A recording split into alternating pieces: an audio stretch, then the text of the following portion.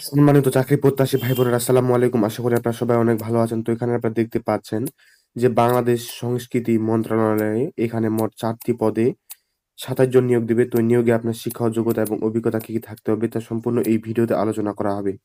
তো এখানে আমরা দেখতে পাচ্ছি সংস্কৃতি বিষয়ক মন্ত্রণালয়ের রাজস্ব খাতের নিম্নোক্ত পদসমূহে এখানে খালি পদ আছে, যেগুলোতে শিক্ষাগত যোগ্যতা এবং অভিজ্ঞতার ভিত্তিতে এখানে ৪টি পদে ২৭ জন নিয়োগ দেবে। এই যে লিঙ্কটা দেওয়া আছে, এই লিঙ্কের মাধ্যমে কিন্তু আবেদন আপনাকে করতে হবে।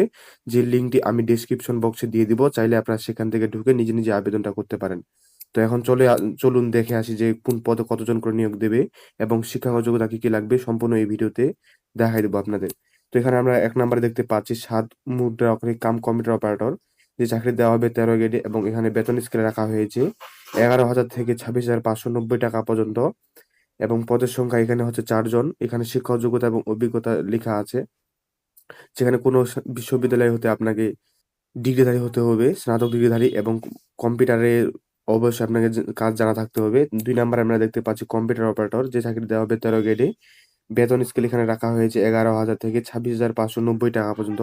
এখানেও নিয়োগ দিবে ১ জন। এখানেও কোনো স্বীকৃত বিশ্ববিদ্যালয় হতে বিজ্ঞান বিষয়ে স্নাতক এবং সম্মান ডিগ্রি ধারী হতে হবে এবং অবশ্যই আপনাকে এখানে কম্পিউটার বেসিক কাজগুলো জানতে হবে। তো এরপরে আমরা দেখতে পাচ্ছি অফিস সহকারী কাম কম্পিউটার মুদ্রাক্ষরিক, যে চাকরি দেওয়া হবে ১৬ গ্রেডে। বেতন স্কেল এখানে রাখা হয়েছে ৯,৩০০ থেকে ২২,৪৯০ টাকা পর্যন্ত এবং এখানে নিয়োগ দেবে ৭ জন। যেখানে কোনো স্বীকৃত বিশ্ববিদ্যালয় হতে যেকোনো বিষয়ে আপনাকে সম্মানে উত্তীর্ণ হতে হবে এবং কম্পিউটার বেসিক কাজগুলো অবশ্যই আপনাকে জানতে হবে। এরপরে ৪ নাম্বারে আমরা দেখতে পাচ্ছি অফিস সহায়ক, যে চাকরি দেওয়া হবে ২০ গ্রেডে এবং বেতন স্কেল এখানে রাখা হয়েছে ৮,২৫০ থেকে ২০,০১০ টাকা পর্যন্ত এবং এখানে সর্বোচ্চ নিয়োগ দিবে ১৫ জন। এখানে শিক্ষাগত যোগ্যতা লাগবে কোনো স্বীকৃত বোর্ড হতে মাধ্যমিক স্কুল সার্টিফিকেট বা এসএসসি পরীক্ষায় আপনাকে উত্তীর্ণ হতে হবে। তো এখন দেখে আসতে পাচ্ছি আমরা এখানে যে নিম্নবর্ণিত শর্তাবলী, আবেদন ফরম ও পরীক্ষায় অংশগ্রহণের ক্ষেত্রে অবশ্যই এগুলো আপনাকে পালন করতে হবে। তো এগুলো আপনারা এখানে সুন্দর করে পড়ে নিতে পারেন। তো এখানে আপনাদের দেখায় যে আবেদন পূরণ ও সংক্রান্ত নিয়মাবলী কি, কি এখানে দেওয়া আছে।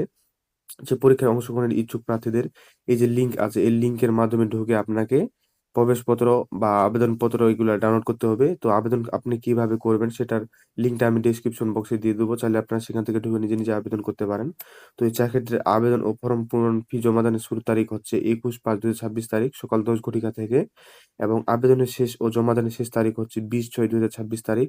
অর্থাৎ আর ১ থেকে ২ দিন এই সময়টা আছে, যেটি ৪ টার মধ্যে এই আবেদন করতে পারবেন ২০ তারিখ ৪টা পর্যন্ত এবং এখানে আবেদন করার পরবর্তী ৭২ ঘন্টা সময়ের মধ্যে আপনি ফিটা জমা দিতে পারবেন। তো এখানে ফি জমাদানের ক্ষেত্রে ১ থেকে যে ৩ নং ক্রমিক নিয়ম আছে সেখানে ৳১০০ করে এবং ভ্যাট চার্জ সহ ৳১২, সর্বমোট আপনাকে ৳১১২ দিতে হবে ১ থেকে ৩ পদের জন্য। এবং ৪ পদের জন্য এখানে ৳৫০ এবং ভ্যাট চার্জ হচ্ছে ৳৬, সর্বমোট আপনাকে ৳৫৬ এখানে জমা দিতে হবে। আর সেটা হচ্ছে আবেদন করার পরবর্তী ৭২ ঘন্টা সময়ের মধ্যে এই টাকাটা আপনি দিতে পারবেন। এটা তো গেল যে আপনি লিঙ্কের মাধ্যমে ঢুকে কিভাবে আবেদনটা করবেন সেটা। এরপর দেখতে পাচ্ছি যে আপনার হাতে থাকা বাটন ফোন দিয়ে কিভাবে আপনি এখানে আবেদন করবেন, সেই প্রসেস গুলা এখানে দেওয়া আছে সুন্দর করে। তো এই নাম্বারে ১৬,২২২ নম্বরে ঢুকে আপনাকে এই যে এই প্রসেস গুলার মাধ্যমে আবেদনটা করতে পারবেন। যারা এগুলো এক্সপার্ট তারা এখানে করবেন। আর যদি বুঝতে না পারেন একান্ত, তাহলে কম্পিউটারের যে আশেপাশে আপনার দোকানগুলো আছে সেখান থেকে গিয়ে আবেদনটা করে নিতে পারেন। তো আবেদন করার পরে এই কাগজগুলো আপনাকে শর্তাবলীগুলো অবশ্যই আপনাকে মানতে হবে এবং এগুলা পড়ে নিতে পারেন। তো এরপর প্রার্থীর যোগ্যতা যাচাই। প্রার্থীর যোগ্যতা যাচাইয়ের ক্ষেত্রে এখানে নিম্ন বর্ণিত কিছু কাগজপত্র লাগবে। সেটা হচ্ছে প্রার্থীর সকল শিক্ষাগত যোগ্যতা সনদপত্র। এক্ষেত্রে অভিজ্ঞতা সনদপত্র লাগবে। প্রার্থীর ইউনিয়ন পরিষদ, সিটি কর্পোরেশন, ক্যান্টনমেন্ট বোর্ডের বাসিন্দা, ইউনিয়ন পরিষদ চেয়ারম্যান, প্রশাসক, পৌরসভা মেয়র, সিটি কর্পোরেশন কাউন্সিলর, প্রশাসক অথবা ক্যান্টনমেন্ট বোর্ডের নির্বাহী কর্মকর্তা কর্তৃক প্রদত্ত নাগরিকত্ব সনদ গ্রহণ করতে হবে।